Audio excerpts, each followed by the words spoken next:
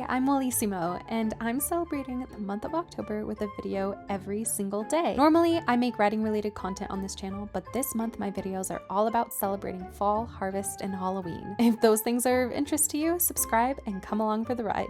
It's VEDIO! Hello! Today's video is going to be a bit of a return to my more writerly roots. This is going to be a very chatty video, so settle in. I have a cup of coffee. I'm filming outside, so enjoy the occasional sounds of morning bird calls, and also I think that there's some construction happening. A couple of days ago, I uploaded a playlist for a new story idea. Sequel, prequel, addition to the seriesical of This Book is for October, with the project title of this story being Black Water. It was just something about making that playlist that really sparked inspiration in me. So the past couple of days I have been further exploring that. Last night I made a kind of very preliminary, very exploratory Pinterest mood board for this story, and I thought, what a perfect way to start the day by going over the mood board. But with that, let's open up Pinterest. We're gonna start at the bottom and then move upward, just because that's the order in which I created it, so we can see kind of where my thoughts journeyed. Right off the bat, we have some autumnal images, you know, the moon through some branches and some fall colored leaves. It doesn't feel that different than Typico. I think I really want to try and focus on creating distinct moods and vibes for each of them. I really don't want Black Water to feel like just a rehash, whereas Typico is kind of all about the happy harvest and fun times of Halloween. Black Water is going to be about ghost stories, dark dealings, midnight candles blowing out because of a gust of wind, curses, family drama, heartbreak, but still a good time. So that's going to be something that I have to work on. I have a very specific scene in my head, one that happens maybe 20% of the way through the book, where a main character falls into water, and I just added some pictures that I felt are very evocative of that moment. I really wanted a picture that captured that flowing hair, that sort of ephemeral state that you're in when you're swimming underwater, that feeling of not knowing which way is up, not knowing which way is down, that disorientation that can occur. I was really struck by this image of a figure at the end of a dock kind of fading away into ash. I think the main character of Black Water is going to be dealing with a lot of emotional issues throughout the story. I think depression is going to be a big thing that she battles, and fear, because she feels like her family is cursed to die young, and she is correct. She thinks it's like metaphorical. In actuality, it's for realsies. And so I think she's gonna always struggle to feel like a part of her isn't constantly fading away as time goes on. Like, she's constantly fighting against time to try and live her life.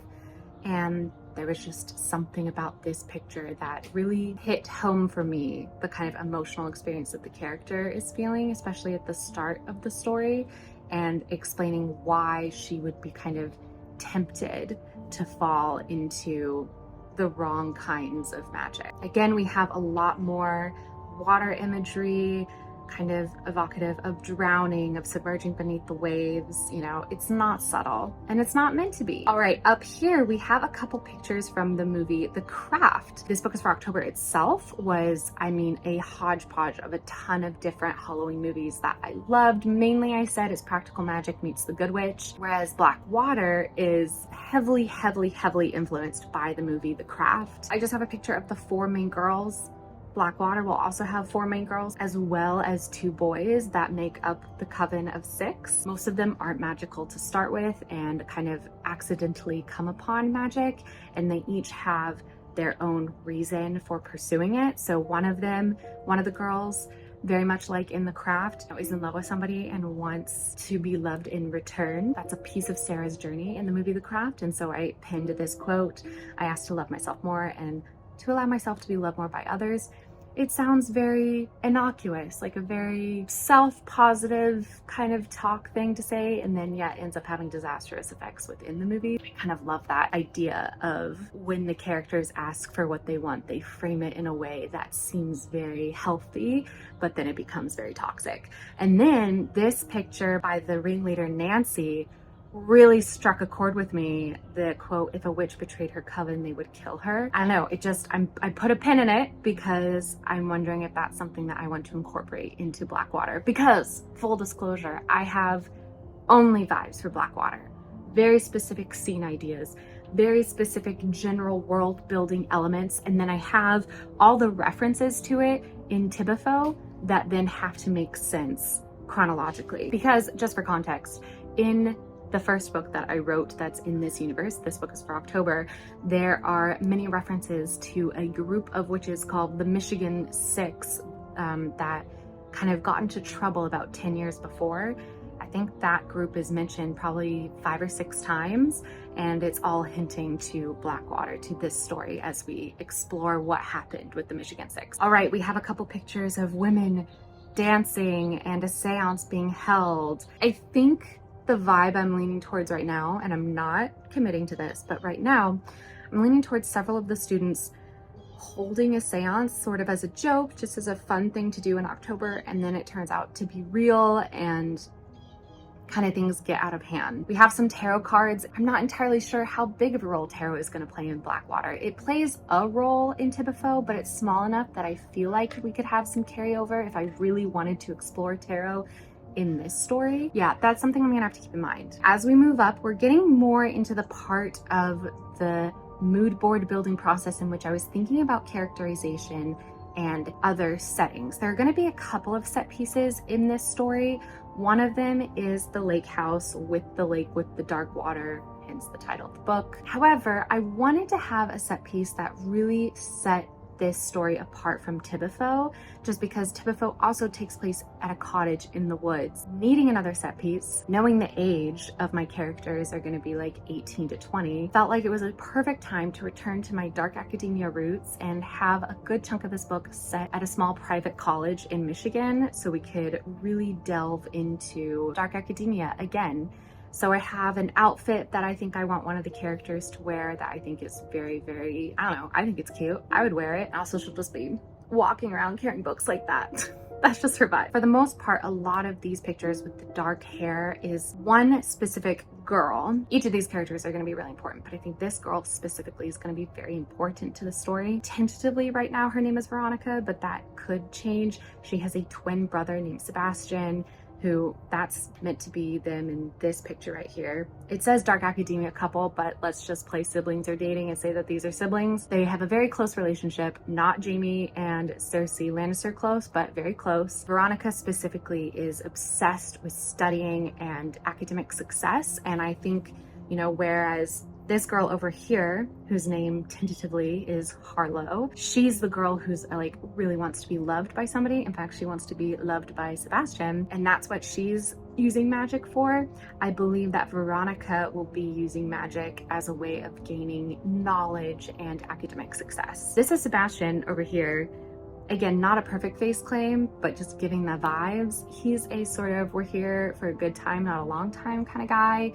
Very polar opposite of his sister, who is super regimented and goal-oriented. He's sort of a hedonist, kind of does things as they come to him. If we were to give him a Dungeons and Dragons alignment, he would be kind of your very, very classic chaotic neutral, but he is very, very close to his sister. They are each other's support system. This is them again, not a couple, brother and sister. As for what he wants for magic, it might just be that he's in search of pleasure. I'll have to kind of sit on that and think about it more. I want each person going into this discovery of magic to have a certain thing that they're trying to achieve, and then just as in the craft, they first get what they want and then it goes to the extreme. We have some graveyard images. That's a really important set piece for me. Although with the rewrite of Tibuffo, a graveyard is also an important set piece there. So I'm really gonna have to figure out how to distinguish these two from each other, because I feel like they do share quite a few set pieces. So that's gonna be an interesting challenge. I thought that this was a really interesting picture. It says it's called Morrigan, Goddess of Death, War, Prophecy, and something else. The characters in this story, I believe, are going to come across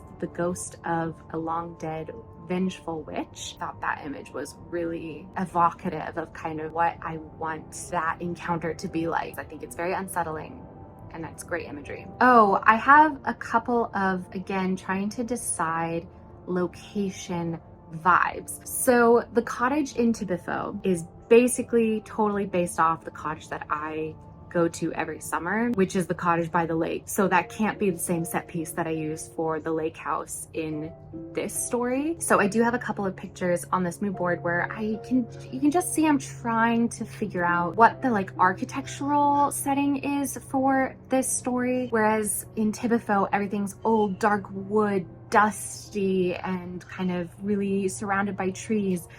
I think I'm really drawn to the idea of wide windows. So there's a lot of view of the lake, of the water itself. But I haven't decided yet if I want to keep it still cozy, have it be kind of an older house. Maybe we go like 1920s or even earlier with like Art Nouveau. Or if I want it to be like fully modern and really, really distinct from the cottage in Tibuffo. The quote, "Some children are simply born with tragedy in their blood," that is because our main character, again, thinks she's cursed and is actually cursed. She's right about it. Okay, I also have some spells. Wow.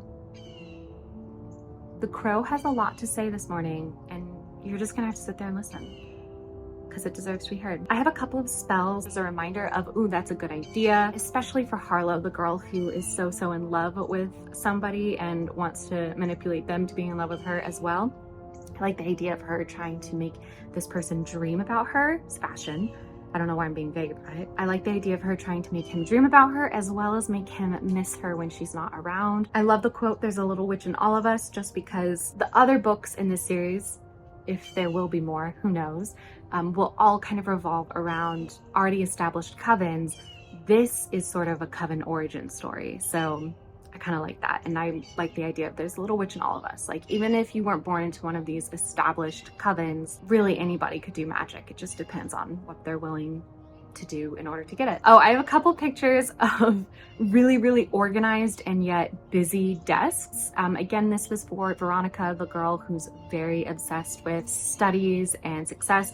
Now, this story does take place in 2012, 10 years before the year that I like officially declared Tibuffo done, which was last year. But if it was a modern day story, I would say that Veronica would be the kind of person who would have a study with me YouTube channel, because I think not only does she love learning and love academics, but I also think she loves the perception that other people have of her about her academics. They, you know, she loves being the one that people see as the bookworm, as the smart one, as the driven one, as the academically successful one. So I think that she would definitely want to have a channel where she could, you know, gain a lot of that validation while also motivating other people to be successful in the same way that she is. All right, up here, classic quote, classic reminder, mainly for me, that magic comes with a price. I tend, especially in Tibuffo, I was writing magic as if it was like this free-for-all that just was always there to help our main characters. I think in this one, we're gonna be exploring a darker shade of magic. Again, I think a lot of this book will be about prices that you pay. We have a couple of pictures of sailing because our main love interest will have grown up on the lake where the coven forms, and so he's a big sailor, which I don't know anything about sailing, so that's gonna be fun. Also, I have this picture of a man on a boat with a man bun because, like I said, this is in 2012.